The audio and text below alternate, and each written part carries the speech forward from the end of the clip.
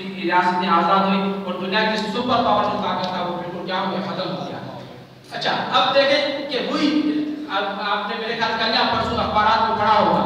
کہ پرسوں کی بات ہے کہ چائنا رشیا کا جو اس کی خفیہ ایجنسی کا جو سربراہ تھا اس نے پاکستان کا دورہ کیا ہے اور پاکستان سے اس نے ریکویسٹ کی ہے، پہلے تلوار کے اور طاقت کے بل پر آنا چاہ رہا تھا، اب جھک کر آیا ہے کہ ہمیں بھی اس گروپ میں شامل کریں، ہم بھی چاہتے ہیں۔ اور ہم نے اسے کہا کہ ٹھیک ہے ویلکم، آپ آ جائیں، لیکن آنے کا طریقہ پہلے آپ کا کچھ اور تھا، غلط تھا، اب آپ سیدھے راستے سے آئیں، بالکل آپ کے لیے گوادر کا راستہ کھلا ہوا ہے۔ اور یہ صرف رشیا نہیں بلکہ سینٹرل ایشیا کی جو ریاستیں ہیں وہ بھی اس کے اندر شامل ہو جائیں گے انشاءاللہ تعالی۔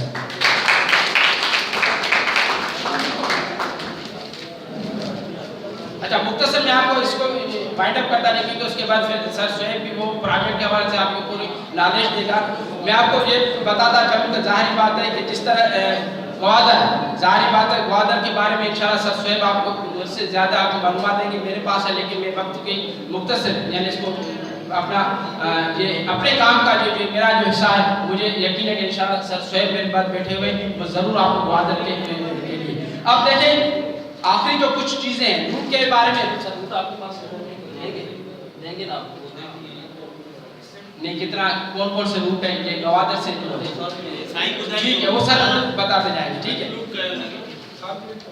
اب آخر میں آپ کو بتاتا جاؤں صرف مختصر طور پر کہ میڈیا کے اندر ایک پروپیگنڈا یہ بھی کیا جا رہا تھا کہ جو ایران کی بندرگاہ ہے چار بہار وہاں سے اچھا انڈیا نے خصوصی طور پر ایشیا کو کہا اور سینٹرل ایشیا کی جو ریاستیں ہیں ان کو کہا کہ آپ پاکستان کو چھوڑیں، آپ گوادر کو چھوڑیں، آپ چار بہار سے آئیں، اپنی ریسورسز جو بھی آپ کی ہے وہاں تک لے آئے، چار بہار سے پھر آپ کو یورپ افریقہ جہاں آپ جانا چاہیں آپ جا سکتے ہیں۔ یہ پروپیگنڈا کیا جا رہا تھا، میں اس کے لیے تھوڑی سی آپ کو معلومات دے دوں کہ یہ صرف فلم کے سوا کچھ بھی نہیں تھا۔ جو وہاں جو انڈیا آپ دیکھیں کہ انڈیا کی فوج امریکہ کا جو افغانستان میں پھنسا ہوا ہے، امریکہ وہاں سے نکلنا چاہ رہا ہے، طالبان کو بار بار باتوں سے مذاکرات کی دعوت دے رہا ہے لیکن وہاں اس کا کوئی قصہ نہیں بننا چاہ رہا ہے۔ اب امریکہ خود تو جا رہا ہے لیکن انڈیا کو وہاں پھنسا رہا ہے اور انڈیا اس میں خوش فہمی میں مبتلا ہے کہ شاید آنے والے وقت کے لیے میں دنیا کا سپر پاور طاقت یا معاشی طاقت بن جاؤں، لیکن یہ اس کی خام خیالی کے سوا کچھ بھی نہیں ہے۔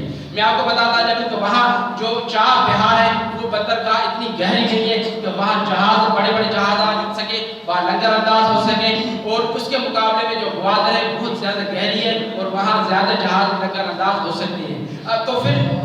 انڈیا کے کیا مقاصد ہیں، وہ کس نے چار بہار بنایا ہے؟ میں آپ کو بتاتا جب جس طرح بتایا کہ اس وقت انڈیا کی فوج افغانستان کے اندر امریکہ کے ساتھ پھنسی ہوئی ہے اور انڈیا چاہ رہا ہے کہ مجھے لاجسٹک سپورٹ یہاں سے ملے، لیکن آپ دیکھیں کہ اگر افغانستان انڈیا کو اگر کوئی راستہ چاہیے خشکی کے راستے تو وہ پاکستان سے گزرتا ہے، پاکستان کے سوا کوئی راستہ انڈیا کو نہیں ہے کہ اپنی سپورٹ فوجی نقل حرکت یا وہاں سامان بھیجے افغانستان میں، یہ صرف اور صرف پاکستان کی سرزمین سے گزرے گا۔ لیکن آپ سب جانتے ہیں کہ پاکستان کی حکومت آرمی کبھی بھی نہیں چاہے گی کہ انڈیا کو راستہ دے یہاں سے جا کے افغانستان کے اندر، کیونکہ افغانستان کے اندر خود انڈیا پاکستان کے لیے مسائل پیدا کر رہا ہے۔ وہاں اس کے 7 سے زیادہ انڈین را ایجنسی جو ہے اس کے وہاں سینٹر ہے، وہاں سے لوگوں کو تربیت دی جاتی ہے، پھر اس کو غلط استعمال کر کے پاکستان کے اندر جو دہشت گردی کی جا رہی ہے وہ پوری افغانستان کی پٹی کو غلط استعمال کر رہا ہے اور پاکستان کبھی بھی نہیں چاہے گا۔ تو پھر ظاہر بات ہے چائنا کو دوسرا ایک راستہ ہے جو سمندر کے راستے نیو دہلی سے یا کلکتہ سے جو راستہ جاتا ہے وہ وہاں سے آکر سیدھا چار بہار ایران تک آئے، ایران سے پھر روڈ بنی ہوئی ہے افغانستان کے بارڈر تک، پھر افغانستان سے آگے انڈیا نے خود روڈ بنایا ہوا ہے۔ تو یہ پورا جائے جو چار بہار کی بندرگاہ صرف اور صرف فوجی نقل حرکت کے لیے استعمال ہوگی، انڈیا اپنا فوجی ساز و سامان اور خوراک وہاں تک لائے گا اور اس کے بعد پھر وہ افغانستان کے اندر اپنی فوجوں کے لیے وہ سپلائی اس کی ہوگی۔ دوسری میں آپ کو بات بتا دوں کہ ظاہری بات ہے کہ آپ دیکھیں اس وقت صرف چائنا دنیا کی سب سے بڑی آبادی نہیں ہے بلکہ دنیا کی دوسری سب سے بڑی آبادی کہاں آبادی ہے؟ انڈیا کے اندر۔ اور آپ نیٹ پر سرچ کریں کہ دنیا میں سب سے زیادہ غربت کس ملک میں ہے تو انڈیا میں آپ کو جواب مل جائے گا انڈیا کی۔ اور انڈیا کے لیے بھی اب آنے والے دن زندگی اور موت کی کشمکش ہے اس کو اگر جینا ہے تو اپنے لوگوں کو روزگار دینا ہے، اپنے ملک کی غربت ختم کرنی ہے۔ اگر وہ غربت ختم نہیں کرے گا، وہاں پھر جو انارکی پھیلے گی، وہاں جو فسادات ہوگی، وہاں جو بے چینی پھیلے گی، اس کا یقیناً اور ضرور نتیجہ یہ نکلے گا کہ ملک ٹوٹ جائے گا۔ اور یہ میں آپ کو آج بھی بتا رہا ہوں، اگر انڈیا کے لوگوں کے کو وسائل نہیں ملے، روزگار نہیں ملا، یا احساس محرومی کا ابھی شکار بڑھتے جائیں گے، تو ملک نہیں بن سکتا۔ اب ظاہری بات ہے، انڈیا کو بھی سب سے زیادہ کیا چاہیے؟ انڈسٹری لگانی چاہیے۔ انڈسٹری کے لیے کیا چاہیے؟ تیل چاہیے، گیس چاہیے۔ تو انڈیا تیل کہاں سے منگوائے گا؟ ایران سے منگوائے گا، یا پھر جو گیس وغیرہ ہے وہ جو سینٹرل ایشیا کے ممالک ہیں وہاں سے منگوائے گا۔ اور سینٹرل ایشیا کے ممالک سے جو اگر خشکی کے راستے منگواتا ہے تو بیچ میں پاکستان آتا ہے۔ پاکستان کو کراس کرنے کے سوائے انڈیا کے پاس کوئی بھی راستہ نہیں ہے۔ اگر انڈیا چاہتا ہے کہ اپنے لوگوں کو روزگار دے، اپنے لوگوں کے لیے انڈسٹری لگائے، تو اس کو پاکستان کے شاہ بنانے ہوگا، اور پاکستان کی بات پاکستان کے آگے جھکنا پڑے گا۔ اس کے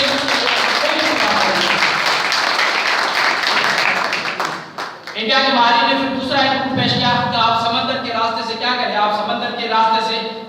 ہم ایران تک گیس لائیں گے، ایران کے بعد پھر سمندر میں پائپ لائن بچھا کر ہم اپنے جو اس کی اپنی کولکتہ یا جو اس کے بندرگاہ ہے وہاں تک ہم